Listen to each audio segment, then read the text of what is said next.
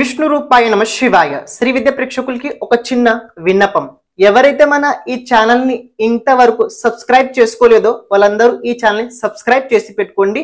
ఎందుకంటే రాశి ఫలాలు ఏవైతే ఉంటాయో 100% రైట్ ప్రెడిక్షన్ చెప్పడానికి మనం ప్రయత్నించుతుంటాము. ఇందులో ఎలాంటి రకమైన మతభేదాలు, అదే రకంగా ఎలాంటి రకమైన దాచుకునే విషయాలు అస్సలు ఉండవు. ఒరిజినల్ ఎలా అయితే గ్రహస్థితి ఉందో దాని ఆధారంగానే రాశి ఫలాలు మనం చెప్పడానికి ప్రయత్నించుతుంటాము.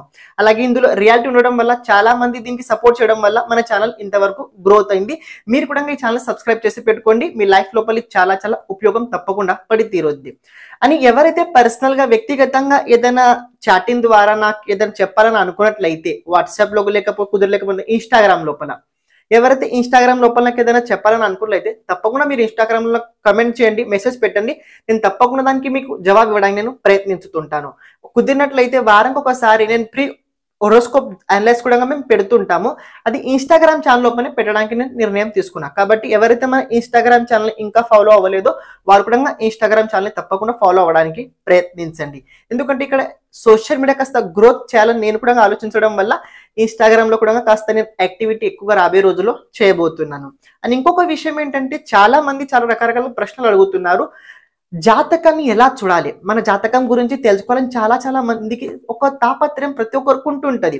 మన జీవితం లోపల జరగబోయే విషయాల గురించి తెలుసుకోవాలని ఉంటుంటది. అదే రకంగా రాబోయే సమస్యల్ని దాన్ని మనం ఎలా ఎదుర్కోవాలి దాని గురించి కూడా తెలుసుకోవాలని చాలా మందికి తప్పన ఉంటుంటది.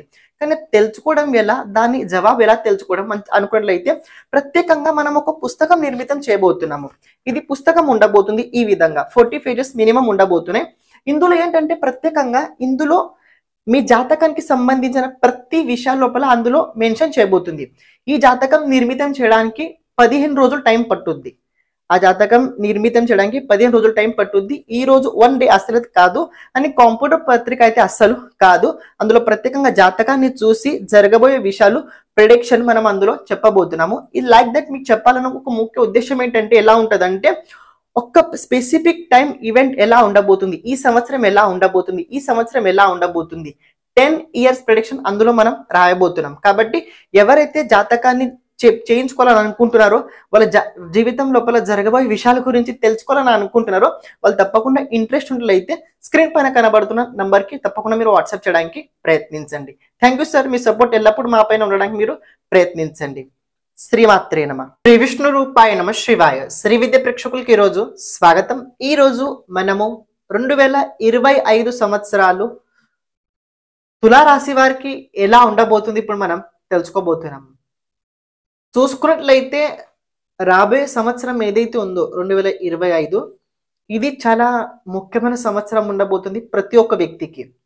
అలాగే దేశానికి కూడా చాలా ముఖ్యమైన ఉండబోతుంది. ఎందుకంటే ఈ సంవత్సరం లోపల 4 గ్రహాలు రాశి పరివర్తన చేసుకోబోతున్నాయి. 4 గ్రహాలు రాశి పరివర్తన చేసుకోవడం వల్ల ప్రతి ఒక్క రాశికి దీని ప్రభావం వేరేలా ఉంటుంటది. అని గోచర గ్రహస్థితితో పాటు మన జాతకంలో ఉన్న దశాంతర దశ గ్రహస్థితి కూడా చాలా ముఖ్యమైన స్థానంలో ఉంటుంటది. కాబట్టి నేను చెప్పబోయే విషయాలు ఇవి కూడా ఉంటాయి.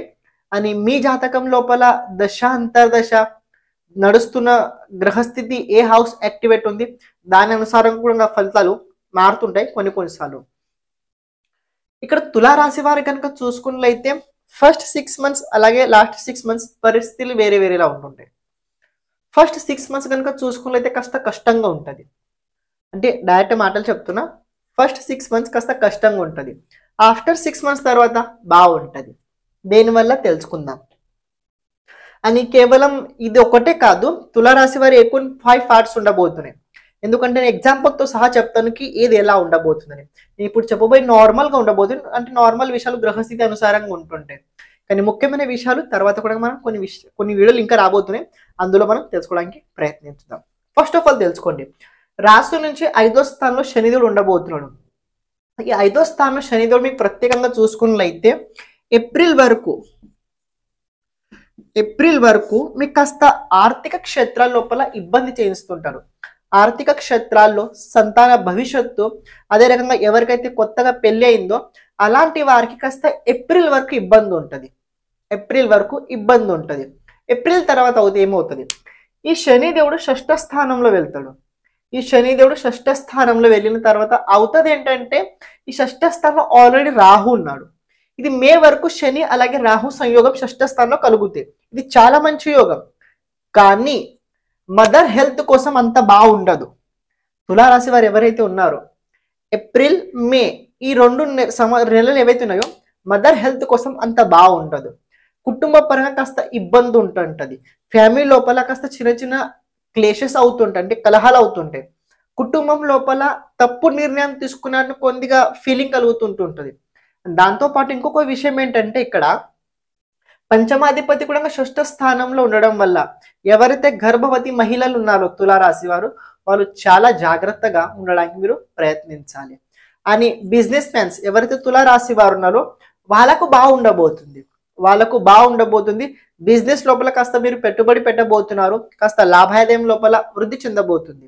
ప్రొఫెషనల్స్ కనుక చూసుకున్నట్లయితే ఈ సంవత్సరం ఏప్రిల్ వరకు ప్రొఫెషనల్స్ కి కాస్త ఇబ్బంది ఉంటుంది. ఏప్రిల్ వరకు ప్రొఫెషనల్స్ ఎవరైతే ఉన్నారో, ప్రొఫెషనల్స్ అంటే తెలుసు అందరికి, వాళ్ళకి ఇబ్బంది ఉండబోతుంది. ఏప్రిల్ తర్వాత రాహుకేతు కూడా రాశి పరివర్తన చేసుకున్న తర్వాత పంచమ స్థానంలో రాహు వస్తాడు, ఏకాదశ స్థానంలో కేతు వస్తుంటాడు. ఆఫ్టర్ రాహుకేతు సాటర్న్ అన్ని పొజిషన్ మారిన తర్వాత దేవుగురు బృహస్పతి కూడా మిథున రాశిలో వెళ్ళిన తర్వాత, అంటే ఒక రకంగా చెప్పాలంటే మే 15 తర్వాత తులారాశి వారి జీవితం లోపల చాలా ముఖ్యమైన పరిణామాలు మొదలవబోతున్నాయి. అవి పాజిటివ్ వాళ్ళు ఉండబోతుంది. ఆ ప్రభావం కనుక చూసుకున్నట్లయితే ఇంతవరకు మీ గ్రాఫ్ ఇలా ఉండేది, అప్పుడు మీ గ్రాఫ్ ఇలా పైకి వెళ్తుంటది. అప్పుడు మీ గ్రాఫ్ పైకి వెళ్తుంటది. చెప్పాల్సిన ఉద్దేశం ఏంటంటే 15th మే వరకు తులారాశి వారికి ఇబ్బంది ఉంది. 15th మే తర్వాత తులారాశి వారికి అన్ని రంగాల్లో ఉన్న వారికి అభివృద్ధి తప్పకుండా కలిగి తీరుద్ది. కానీ ఇక్కడ చిన్న ఒక మాట ఏంటంటే శని యోగకారకుడైన శనిదేవుడు షష్ఠ స్థానంలో ఉన్నాడు. షష్ఠ స్థానం ఇది మనది ఏంటంటే కామన్ సెన్స్. షష్ఠ స్థానం కనుక చూసుకుంటే డిసిప్లిన్. షష్ఠ స్థానం కనుక చూసుకున్నట్లయితే డైలీ చేయాల్సిన పనులు. ఇందులో కనుక మీరు ఏదైనా ఇబ్బంది చేసినట్లయితే, ఇందులో కనుక మీరు ఏదైనా సొంతంగా మైండ్ పెట్టి ఏదైనా తప్పుడు నిర్ణయాలు కనుక తీసుకున్నట్లయితే అది మీకు తర్వాత చాలా ఇబ్బంది చేయించుద్ది. ఎందుకంటే మీ ఏకాదశ స్థానంలో అప్పుడు కేతు వస్తాడు. కేతు వచ్చిన తర్వాత ఏమవుద్దంటే రావాల్సింది సరిగ్గా రాదు. ఆ టైంలో కొన్నిసార్లు ఏంటంటే ఇదంతా మనకు అవసరమా అని కూడా కొన్నిసార్లు మనకి అనిపిస్తుంటుంటది. కాబట్టి తులారాశి వారికి ఏంటంటే 15th మే వరకు ఇబ్బంది ఉంది, 15th మే తర్వాత బాగుంది అని ప్రత్యేకంగా ఈ సంవత్సరం పెళ్లి యోగం తులారాశి వారికి కూడా ఉండబోతుంది. ఇంకొక విషయం ఏంటంటే సంతాన యోగం కూడా ఈ సంవత్సరం కనబడుతుంది. దాంతో పాటు ఎవరైతే ఫారెన్కి వెళ్ళి చదువుకోవాలని చాలా ప్రయత్నించుతున్నారో, ఫారెన్ లో ఎవరైతే ఉండి జాబ్ కోసం ప్రయత్నించుతున్నారో వాళ్ళకి సంవత్సరం మంచి యోగం తప్పకుండా కలగబోతుంది. అప్పుల బాధ చాలా కనుక పెరిగినట్టు ఉన్నట్లయితే దాని నుంచి కాస్త మీకు ఒత్తిడి తప్పకుండా ఉండి తీరుద్ది. కానీ ఒత్తిడి స్ట్రగల్ మీకు తప్పకుండా ఎందుకు ఉంటుందని చెప్తున్నా తెలుసా? ఈ షష్ఠ స్థానం ఏదైతుందో యాక్టివేట్ అయిన తర్వాత దీనికి సంబంధించిన విషయాలకు మీరు చాలా ఎక్కువ స్ట్రగల్ చేయాల్సి వస్తుంది. షష్ఠ స్థానంతో మనం అప్పుల నుంచి ఆలోచిస్తుంటాము, రోగం గురించి కూడా ఆలోచిస్తుంటాము, శత్రువుల గురించి కూడా ఆలోచిస్తుంటాము. ఈ 3 విషయాలపైన ఇక్కడ మీకు కాస్త రాబోయే రోజుల్లో ఖర్చులు అవుతుంటాయి. దానికి సంబంధించిన టెన్షన్ కూడా పెరుగుతుంటుంది. కానీ ఇవన్నీ కాకుండా మీ జాతకంలో కనుక కేతు ప్రెజెంట్ ద్వాదశ స్థానంలో ఉన్నాడు, ముక్తి స్థానంలో కేతు ఉన్నాడు. కాబట్టి నిద్ర సరిగ్గా పట్టలేని అవకాశం కూడా ఉంటుంటది. ప్రెజెంట్ అది నడుస్తుంది. తులారాశి వారందరికీ నిద్ర కూడా సరిగ్గా పట్టట్లేదు. అని ఇంకోటి ఏంటంటే పంచమ స్థానంలో శనిదేవుడు ఉండడం వల్ల చాలా ఒత్తిడి, తెలియని భయం పెరిగింది. నేను ఈ భయం దేని గురించి అని చెప్తున్నా తెలుసా? అప్పు గురించి. అప్పుల వల్ల భయం పెరిగింది. ఎందుకంటే మీరు చూడండి, షష్ఠ స్థానం ఇది అప్పు స్థానం.